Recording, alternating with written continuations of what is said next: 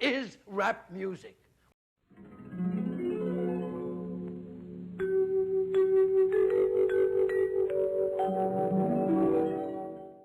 Welcome back, guys. It's another alleged gameplay video.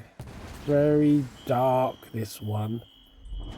Dark and dingy. This is Soma on the Xbox. But yeah, I hope everybody is hunky-dory. Let's have a quick look at this one. I don't own this. This is not in the collection. It's actually on Game Pass. However, I've no idea, as I record this, if it's available as a physical release, but I'd like it in the collection. So, yeah, when I saw this on Game Pass, I was pretty much very enthusiastic. I was all over this like a wet flannel. I thought I really want to play that, being a major fan of BioShock.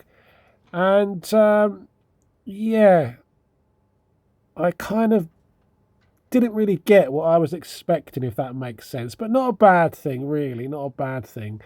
Yeah, it's certainly no BioShock. It's not as well produced and crafted as BioShock, but then again, it's not supposed to match the kind of pace of BioShock. It's not really the same game. So basically, you have this this major car accident. You need a brain scan. They try something really radical on you. I won't go further than that. And then you wake up in this kind of bizarre, deep ocean setup. Yeah, research facility, if you like, where the kind of AI has gone a bit crazy and the apocalypse has pretty much unfolded in the world above. I don't really want to give too much away in case you've not played it.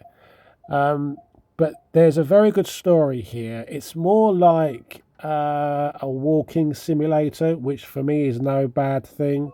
So, you know, you're just experiencing different atmospheres. The story unfolds, little snippets. There's puzzles here and there. They're not too crazy. It's possible to get lost as well. I always like that in a game. You can kind of lose your bearings, which is good. But it's quite an easy pace and it's very stealthy. So far, I'm into this for quite a few hours. It's quite stealthy. I imagine it's going to be a short game because it kind of unloads the achievements very early in this one. But I'm liking it, guys. I'm liking it. I'd like it in the collection. But I tell you what it reminds me of. I don't know if you like your kind of sci-fi fiction, if you like.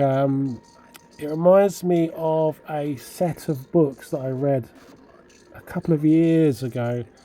I think it was the Rifters trilogy by Peter Watts. Basically, all the characters in those books were kind of slightly modified in order to cope with the deep sea kind of environment, the high pressures and everything else. Although it's not, story-wise, it's nothing like that. It's got that kind of feel to it, that kind of invasive technology. Yeah, it's definitely got that kind of vibe, and I think that's why I like it a lot.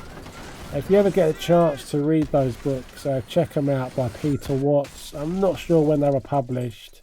I want to say the 2000s, maybe the early 2000s, I don't know. I found them by mistake a few years ago and downloaded them on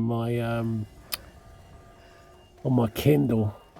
Yeah, shock of shocks. I've gone completely digital with my books. But also, unfortunately, this game has got no S or X enhancements. It's got no bump up in performance. So yeah, you can't have quick resume and stuff like that. It also has a nasty tendency to pause when it loads in new areas and when it saves. But I can forgive it. And it's just not as polished as BioShock if you're looking for that. But it's not the same sort of game. Very laid back.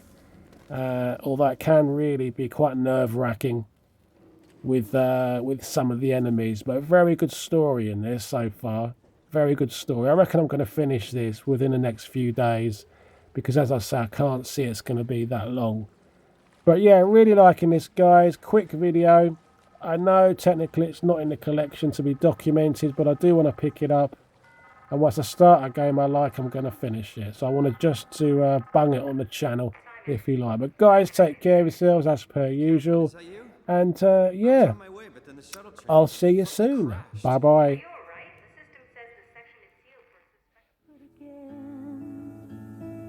Well, that was quite some ending, wasn't it? So I think we'll just quietly say that Prisoner returns on Friday morning at the same time.